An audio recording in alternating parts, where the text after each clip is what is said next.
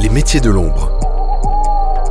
Un podcast qui tend son micro aux hommes et aux femmes qui gardent l'œil ouvert toute la nuit.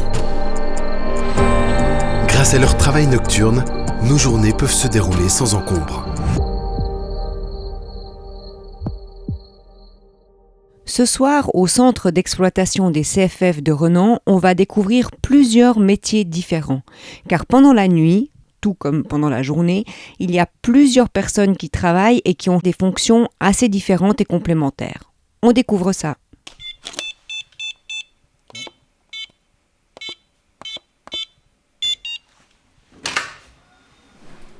Cabine B à droite.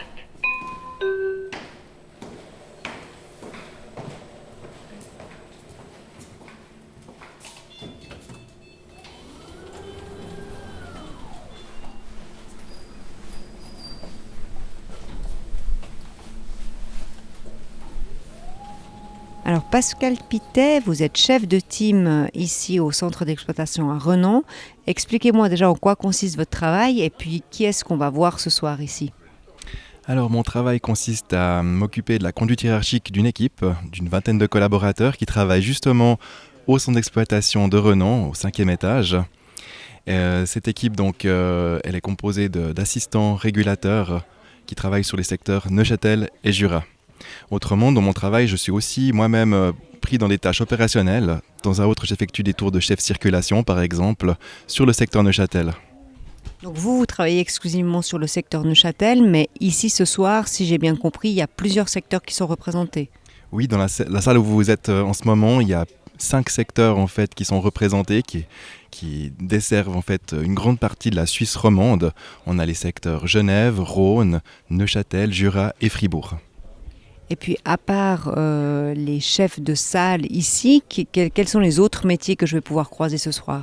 Alors, au 5e étage, on trouve plusieurs rôles, notamment les chefs circulation qui vont garantir la circulation des trains et des mouvements-manœuvres en toute sécurité.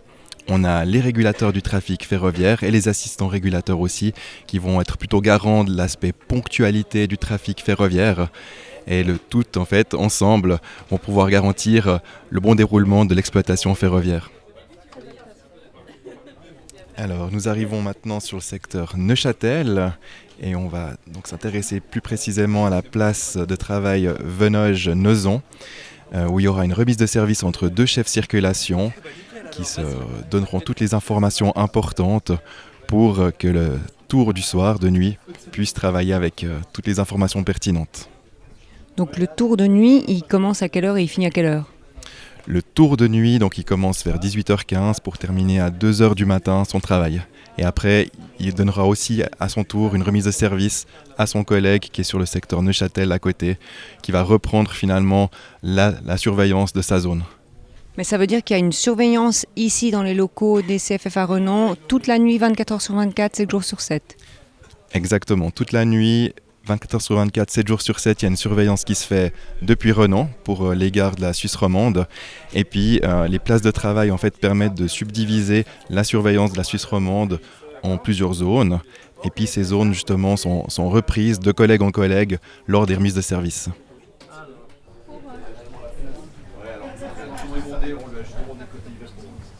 Salut Damien. Salut Damien.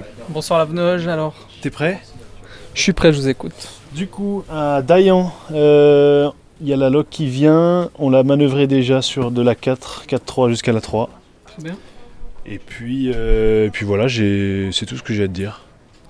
Ok, bon bah c'est une soirée qui s'annonce plutôt tranquille alors. Juste, c'est juste. Ben voilà, Très bien. merci. Bonne soirée. Merci, bonne soirée. Merci à vous. Hein. Allez, bonne rentrée. Je m'appelle Damien Lemoine, je suis chef circulation des trains au centre d'exploitation ici à Renan. Là, je suis pour un tour de nuit. Et qu'est-ce que vous commencez par faire dès que vous prenez votre poste ici ? Alors la première chose à faire, c'est de reprendre en main donc, l'exploitation qui est remise par mes collègues, donc, qui étaient à la place là juste avant que j'arrive. On doit se connecter déjà au logiciel pour pouvoir travailler. Alors là, je vois que vous avez plein d'écrans avec des lignes vertes, des petits points rouges. On travaille avec 9 écrans. On a 5 écrans qui permettent de desservir en fait, les enclenchements. Et ils nous permettent de de pouvoir interagir avec les signaux, avec les aiguilles, et puis de voir précisément par où passent les trains, et puis où ils se trouvent à l'instant T. Donc c'est vraiment notre outil le plus important en tant que chef circulation des trains. Si pour une raison XY vous devez changer d'aiguillage, vous pouvez le faire vous-même depuis cet ordinateur ? Exactement, donc on contrôle vraiment les itinéraires des trains depuis ces logiciels. La grande majorité du travail se fait de manière automatique. Les trains ont des itinéraires préétablis. Et puis nous, on est surtout là pour intervenir lorsque les choses ne se déroulent pas comme il faut, quand il y a du retard, quand il y a une perturbation. Donc là, on peut effectivement aiguiller les trains de manière différente pour optimiser toujours le trafic. Le chef circulation rodage, écoute. Bien compris, un 7-4-6-7 bien arrêté au D sur la voie 2. Merci, ciao. Vous êtes en contact téléphonique alors visiblement avec les personnes dans les gares mais aussi dans les trains ? Alors oui, principalement on est en contact avec le service de la manœuvre qui est dans les gares ou alors avec les mécaniciens des trains directement. On prend contact avec eux uniquement si c'est nécessaire. Dans la plupart des cas, on n'a pas besoin de le faire. Chef circulation Dayan, j'écoute, réponds. Bien compris, Dayan sur la voie 3, le 50085 est prêt au départ, répond. Là, c'est la gare de Dayan, donc c'est le service de la Poste qui prépare ces trains. Et puis, principalement à Dayan, ce sont les colis. Mais qui est-ce qui vous a appelé là en l'occurrence ? Là, c'est le service de la manœuvre à Dayan qui est en charge de préparer les wagons pour justement former un train à marchandises qui part ensuite de Dayan. Tout ce qui concerne la manœuvre, ce sont des choses qui ne se font pas automatiquement.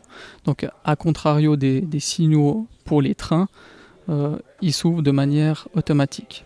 Admettons, le service de la manœuvre veut se déplacer de la voie 1 pour la voie 2, donc il nous téléphone et il nous fait sa demande.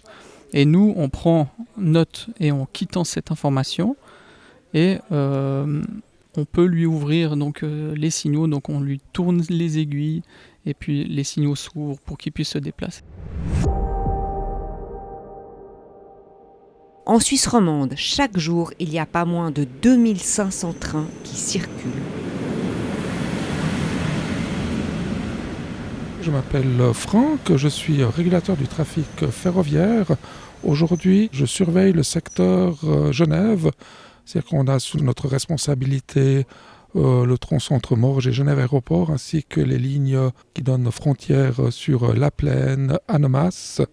Et mon travail consiste par défaut de surveiller que les trains roulent conformément à l'horaire. Et en cas d'écart, par exemple un voyageur qui bloque les portes ou une situation qui pourrait retarder nos trains, c'est d'agir de manière la plus proactive possible pour limiter l'impact sur le reste du réseau. En fait, mon travail consiste à faire éviter l'effet domino. Sur les CFF, nous avons un réseau très dense. Les trains se suivent à quelques minutes d'intervalle. Il suffit qu'un train prend du retard sur le tronçon. Mon travail, c'est de donner les instructions au chef circulation, donner les consignes pour limiter l'impact sur les autres trains. On a aussi un chat, on écrit toutes les situations qui se passent pour renseigner les autres services, comme la gestion des voyageurs, des mécaniciens. Et la première info, c'est déjà de renseigner mes collègues pour faire dévoyer un train ou bloquer un train dans une gare à quai pour éviter que les trains se retrouvent arrêtés à distance l'un de l'autre. Et très souvent, c'est aussi les chefs de circulation qui me donnent les premières informations. En règle générale, le contact avec les conducteurs, les mécaniciens vont plutôt s'adresser au chef de circulation et le chef de circulation va me retourner l'information et par rapport aux informations que je reçois, c'est prendre des décisions pour garder la stabilité du trafic. Et là, ce soir, vous avez commencé à quelle heure ? Alors, je viens de commencer à 18h30 et je vais travailler jusqu'à 2h du matin. On a un service 3x8, on a des rotations. Par exemple, cette semaine, j'ai commencé du soir, j'ai fait 2 services de nuit. Et aujourd'hui, je fais 18h30, 2h. Et demain, je fais par exemple 16h, minuit 30 sur un autre secteur. Dans le courant de la nuit, qu'est-ce qui va se passer? Enfin, vous savez déjà. Oui, alors effectivement, on a des situations qui sont planifiées. Par exemple, les travaux. Alors là, par exemple, à 21h30, je vais avoir des travaux entre Nyon et Coppet. Donc, j'aurai de la circulation à voie unique. En fait, je vais faire rouler les trains en bidirectionnel. Et en règle générale, c'est planifié à l'avance. Par exemple, suivant les genres de travaux, le trafic est allégé. Ou même sur certains tronçons des lignes régionales, on fait des remplacements par bus. Et puis, il y a aussi, par exemple, des événements, il y avoir des manifestations sportives, par exemple, des matchs de foot. Et puis, on peut faire des trains spéciaux, mais s'il y a des concerts qui attirent plusieurs personnes, des festivals. Alors ça, c'est tous des événements qui sont planifiés. Et ça, on peut les savoir au moment où on commence son service. Et après, il y a tous les événements imprévus. Par exemple, des trains qui peuvent tomber en panne ou tout à coup des animaux dans les voies ou des événements naturels qui peuvent provoquer aussi des perturbations. Par exemple, tout à coup, une météo, on a un orage qui peut endommager par exemple la ligne de contact ou les voies. Puis là, on doit prendre des mesures toujours dans le sens de la sécurité. Indépendamment de tous les retards que nous allons provoquer, c'est toujours la sécurité qui prime avant tout.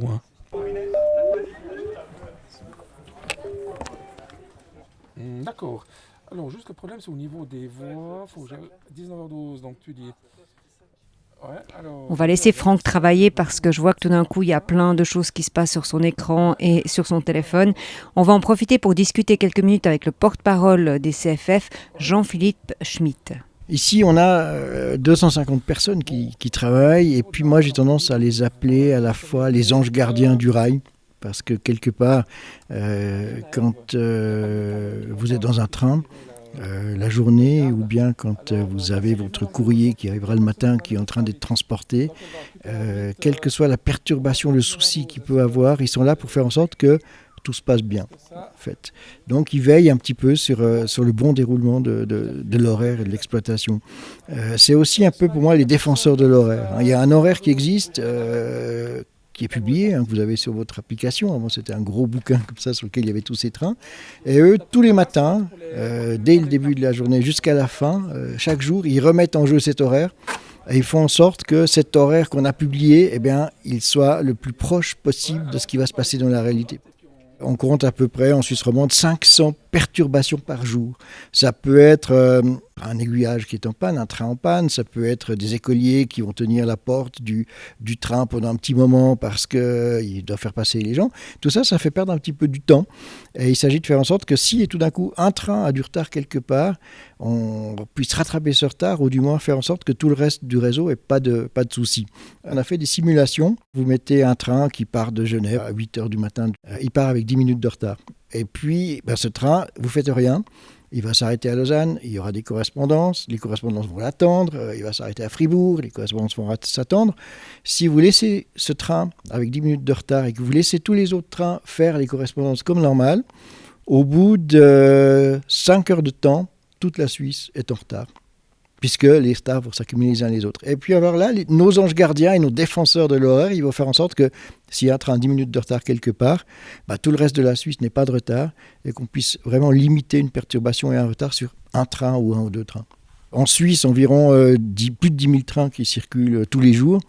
C'est clair qu'on connaît beaucoup les trains voyageurs qui circulent plutôt depuis les heures de pointe, la journée, puis après les heures de pointe du soir.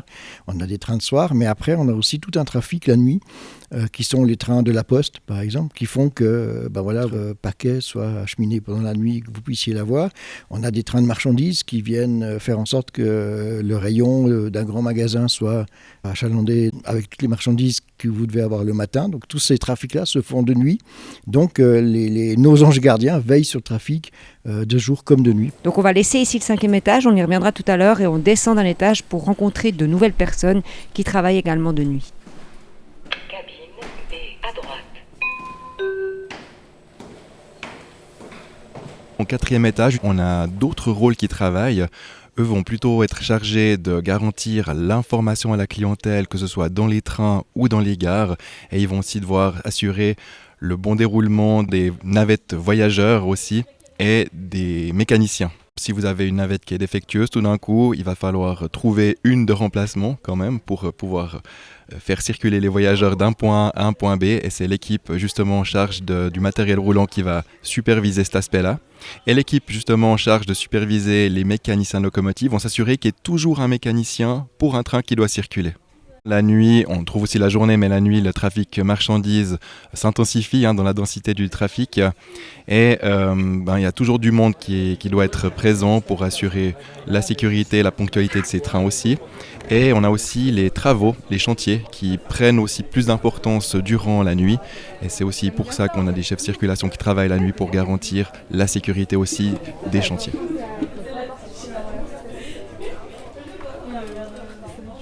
Je suis Magali Aranda du matériel roulant au CFF à Renan. Nous, on s'occupe vraiment du train en lui-même. C'est-à-dire que si un train tombe en panne, il faut qu'on puisse trouver un autre matériel pour que les gens puissent continuer leur trajet, que tout se passe au mieux. On s'occupe aussi que chaque train puisse aller à son entretien pour qu'il puisse finir sa journée correctement et que les gens puissent aller du point A au point B sans accroc. Mais qui est-ce qui va vous prévenir, par exemple, qu'il y a un train dont les portes ne s'ouvrent plus, qu'il faudrait changer? Comment est-ce que l'info vous arrive? Alors, c'est souvent directement par Aléa, un système qu'on a de communication, où le mécanicien appelle directement son service mécanicien qui nous transmet l'information, ou directement mettre l'information dans Aléa. Et nous, c'est à nous de savoir, de prendre contact, on va dire, avec la helpdesk. C'est les gens qui s'occupent de réparer les premières pannes, en tout cas, si c'est possible. Et après, nous, on trouve un autre train disponible ou pas.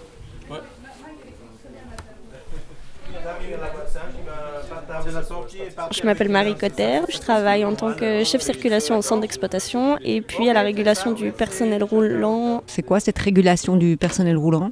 Alors on s'occupe des pilotes de locomotives, qu'on les appelle les mécaniciens nous, et puis on gère leur planning à l'opérationnel, c'est-à-dire la journée d'aujourd'hui, uniquement aujourd'hui. S'il y a des perturbations, s'ils ne peuvent plus avoir leur pause par exemple, ou bien qu'ils sont malades ou qu'ils sont absents par exemple, ils ont du retard dans leur planning, etc. S'ils sont malades, c'est eux qui nous téléphonent directement pour nous aviser qu'ils ne seront pas là aujourd'hui, et nous on trouve des solutions afin de couvrir tous les trains, que chaque train ait un conducteur en fait. Ce soir, vous avez commencé à quelle heure ? Alors là, j'ai commencé du coup cet après-midi à 13h25 et je finis à 21h30. Il y a quand même beaucoup de ces imprévus sur une journée de travail normale ? Oui, il y a tous les jours des imprévus. Que ce soit des petites perturbations, des maladies ou des soucis divers avec certains collègues, des connaissances véhicules ou des connaissances des lignes par exemple aussi qui changent, on gère tous les jours des problèmes. Alors maintenant, on s'est bien occupé du matériel roulant, de la signalisation en gare et puis de l'aiguillage. On va quand même s'intéresser un petit peu à la clientèle. Je vais me rendre aux côtés de Adrien Sigenthaler. Moi, je suis régulateur de l'information client en gare. Notre tâche principale à nous, c'est de paramétrer toutes les préinformations et informations pour les travaux, tous les concepts de remplacement et d'acheminement voyageurs. C'est vous qui inscrivez ces messages souvent qu'on voit en rouge sur les panneaux d'affichage dans les gares. Exactement, donc tout ce qui est en rouge pour les travaux quand ils sont actifs et en bleu pour les pré-infos. On est seul pendant la nuit jusqu'à l'arrivée des spécialistes info le matin à 5h20. Alors maintenant, on continue toujours avec la clientèle, cette fois-ci pour aller rencontrer une des voix que l'on peut entendre quand il y a un problème de dernière minute. Alors, je m'appelle Nathalie de Moravitz-Schorp. Je suis spécialiste information clientèle pour tout ce qui concerne le domaine acoustique et optique que vous pouvez voir sur les affiches, les panneaux d'affichage bleus en gare. Je couvre la région Neuchâtel-Jura et mes collègues, chacun d'entre eux s'occupe de Rhône-Fribourg et puis de Genève-Yverdon. On se répartit donc à peu près 45 gares. Ça fait un total de 200 gares quand même à surveiller.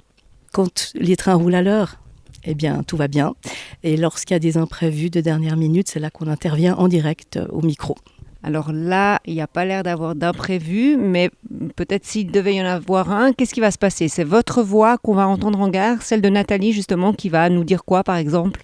Voilà, tout à fait. Tout à coup, il y a vraiment un changement de voix de dernière minute qui ne peut pas être pris en charge par le système automatique. Donc nous avons donc un téléphone spécial avec des micros dans chacune des gares, toutes les petites comme les grandes.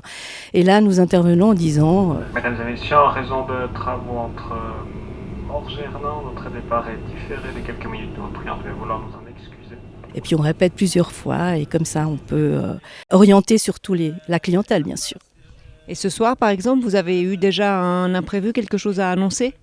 Non, alors ce soir c'est assez tranquille jusqu'à maintenant.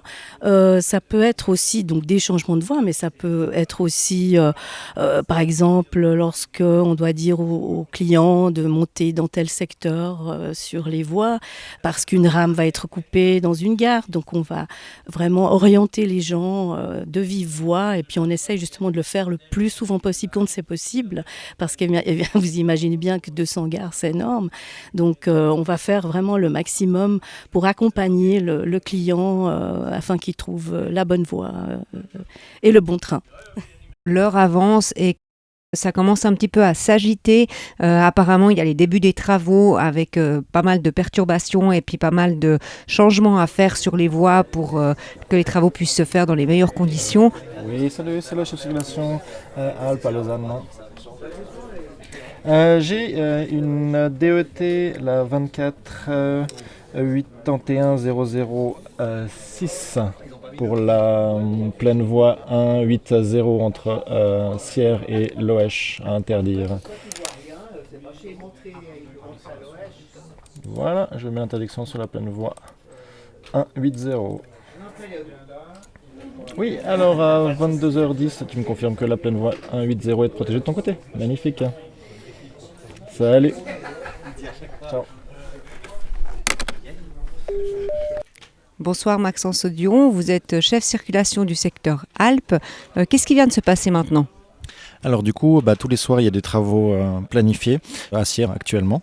Et donc du coup, j'ai mis les protections sur notre système informatique pour empêcher la circulation des trains. Et ensuite, j'ai coordonné avec le collègue du BLS, parce que Sierre, c'est à la limite entre le BLS et les CFF. Et ensuite, j'ai pu confirmer au chef sécurité qui est sur place les protections qui avaient été demandées. Donc là, vous avez mis des protections maintenant.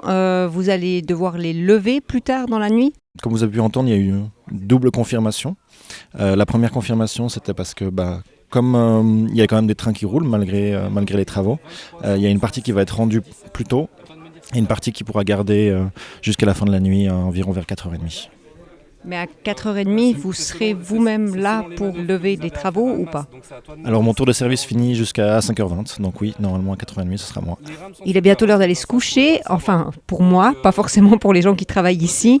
On va encore juste avoir un petit aperçu du chef d'orchestre d'une salle comme celle-ci où il y a vraiment pas mal de monde, à peu près une trentaine qui travaille ici non-stop toute la nuit. Voilà, alors Léon Krienbull, je suis chef salle de commande. On doit un petit peu harmoniser les secteurs. On est là pour gérer aussi les grosses perturbations qui sont intersectorielles. Donc là, on doit réorganiser la salle finalement et puis distribuer le travail, dispatcher le travail. On va aussi intervenir lorsqu'il y a des perturbations au niveau national qui concernent aussi d'autres centres d'exploitation, comme par exemple le centre d'exploitation à Mitech et à Holton ou Zurich, voire même sur le Tessin. Ce soir, il y a eu un problème d'aiguille du côté d'Annemasse. J'avais mon rôle de chef salle de commande et à côté de moi, jusqu'à 21h15, on a un régulateur centre d'exploitation. C'est une sorte de super régulateur qui peut amener du soutien à tous les secteurs. Alors c'est principalement lui qui a amené du renfort au secteur de Genève, parce que c'est forcément le secteur de Genève qui est touché avec la perturbation à Annemasse. Et moi j'ai un petit peu supervisé et j'ai essayé de prendre du recul. Et comme ça, on peut amener des inputs et puis donner des idées, la tête un peu plus reposée. Et c'est ce que j'ai amené ce soir. Qu'est-ce que vous avez pu amener à cette situation ? On est parti sur un concept où les trains qui partaient de Genève rebroussaient à Genève-aux-Vives. Et puis avec un petit peu de recul, j'ai vu que l'exploitation permettait aux trains de rebrousser à Schenbourg, donc une gare plus loin. Donc finalement, on a pu changer le concept et les voyageurs ils sont gagnants forcément parce qu'ils gagnent une gare. Actuellement, les trains ils rebroussent toujours à Schenbourg. Le dérangement en gare d'Annemasse est toujours actif. Pour l'instant, on n'a pas de pronostic de rétablissement de la part de la SNCF. Par contre, maintenant, on a stabilisé le trafic. Les trains roulent plus ou moins à l'heure, avec quelques minutes de retard. Et puis, on attend un pronostic de la France pour pouvoir rétablir le trafic. Si tous les trains roulaient tout le temps à l'heure, il n'y aurait pas besoin de nous. On est là plutôt pour gérer justement des perturbations et des dérangements. Et puis ce soir, vous allez finir à quelle heure ? Alors, normalement, je finis à minuit. J'espère pouvoir finir à minuit. Après, c'est vrai que s'il arrive des grosses perturbations dans les dernières heures, il se peut que je prolonge mon travail. Je vais donc quitter Renault pour me rendre à Lausanne sans encombre et à l'heure, grâce à toutes les personnes qui vont continuer à travailler ici jusqu'au petit matin et à surveiller le trafic des trains. Bonne nuit. Les métiers de l'ombre, réalisé par Iseut Terola. Avec le soutien de Journafond, une structure portée par l'association Pacte de l'enquête et du reportage.